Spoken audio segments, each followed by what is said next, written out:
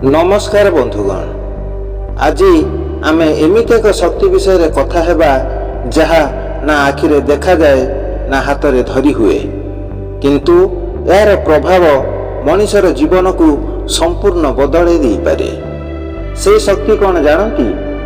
से शक्ति हेउची स्मार्ट भाव कथा कहिबार शक्ति। बंधुगण, एई दुनिया रे अनेक लोक अछंती जो माने बहुत ज्ञानी, बहुत परिश्रमी, किंतु सेमाने निज मनर कथा को सठिक भाव प्रकाश करिपारंती नाही। फलरे सेमानक योग्यता लोकंक सामना को आसीपारे नाही।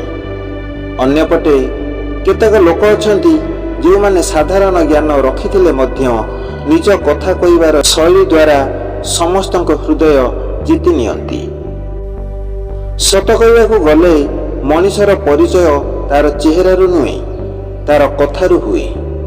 आपण जेतेबेले का सहित प्रथम थर पई मिसंती से आपनक पोशाक को किछि समय देखिपारे, किंतु आपनक कथा को वर्ष वर्ष मने रखिपारे। गोटे छोटिया घटना चिंता करंतु। दुई जन व्यक्ति एक चाकरी पई इंटरव्यू देबाकू गले। दुहे समान शिक्षित थिले, किंतु जणे आत्मविश्वास सहित स्पष्ट एवं सम्मानपूर्ण भाव निज कथा कहले। अन्य जनक भय एवं द्वंद्व ठीक भाव कथा कहि परिले नहीं। फल कौन हैला? जी स्मार्ट भाव कथा कहले ताकू ही चाकरी मिलिला। यार अर्थ नुहे जे ज्ञानर मूल्य नहीं, किंतु ज्ञान को ठीक भाव प्रकाश करिवार कला नथिले तार प्रभाव कमी जाए। बंधुगण, स्मार्ट भाव कथा कहिबार अर्थ बड़ बड़ इंग्राजी शब्द व्यवहार करिबा नुहे। यार अर्थ हेउची ठीक समय रे ठीक कथा को ठीक ढंग रे कहिबा। अनेक लोक भाबती जे जोर रे कहिबा माने प्रभावशाली कथा कहिबा, किंतु सत हेउची जोर रे नुहे, बुद्धिमत्तार सहित कहिथिबा कथा लोकक मन को छुई जाए। एक मीठा कथा भंगा संपर्क को जोड़ी पारे।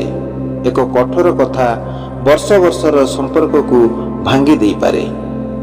आपण लक्ष्य करिथिबे केतेक लोकंक पाखरे धन नाही, पदवी नाही, किंतु समस्त तांको भल पाती। काहेकि? कारण सेमानक कथारे सम्मान थाए, माधुर्य थाए एवं अन्यमानक प्रति आदर थाए। स्मार्ट कथा कहिबार प्रथम नियम हेउची प्रथमे शुणंतु परे कहतु। अनेक लोक केवल कहवाकू चाहती, शुणवाकू नुहे, किंतु जड़े स्मार्ट व्यक्ति प्रथमे अन्यर कथा को बुझंती, तापर उत्तर दियंती। यह ताको अन्य मानक ठारू अलगा करिथाए। द्वितीय नियम हेउची कहवा पूर्वरु चिंता करंतु। हाँ आज्ञा, पाटिरु बाहरुथिबा शब्द तीर भली।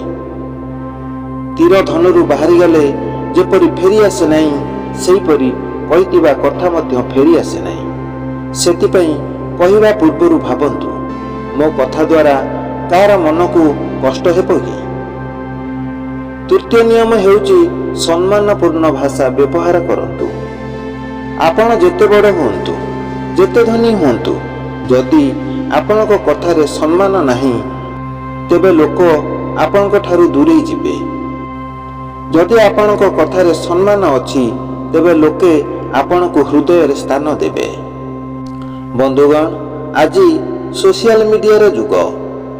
एठारे लोक माने मुहामुही कथा कहिबा ठारू अधिक मोबाइल रे कथा हेउछंती, किंतु दुखर विषय हेउछि जे अनेक लोक निज भाषा उपर नियंत्रण हराई देउछंती।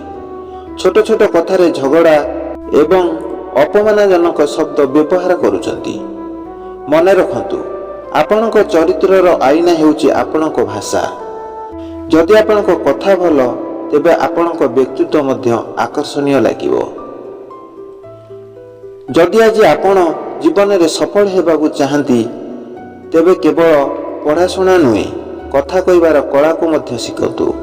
घरे, स्कूल रे, कॉलेज रे, ऑफिस रे, सबुठारे आपणक कथा ही आपणक परिचय देव। शेषरे मु एतिकी कहिबाकू चाहे, ଯଦି ଆପଣ ଲୋକମାନଙ୍କ ହୃଦୟକୁ ଜିତିବାକୁ ଚାହାନ୍ତି, ତେବେ ନିଜ ଭାଷାକୁ ସୁନ୍ଦର କରନ୍ତୁ।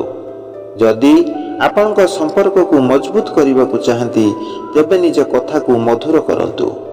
ଯଦି ଆପଣ ସଫଳତା ପାଇବାକୁ ଚାହାନ୍ତି, ତେବେ ନିଜ ଚିନ୍ତାଧାରାକୁ ସ୍ପଷ୍ଟ ଏବଂ ସ୍ମାର୍ଟ ଭାବରେ ପ୍ରକାଶ କରିବା ଶିଖନ୍ତୁ। କାରଣ ତଲୱାର ଲୋକକୁ ଡରାଇପାରେ, କିନ୍ତୁ ଭଲ କଥା ଲୋକଙ୍କ ହୃଦୟ ଜିତିପାରେ। ଧନ୍ୟବାଦ।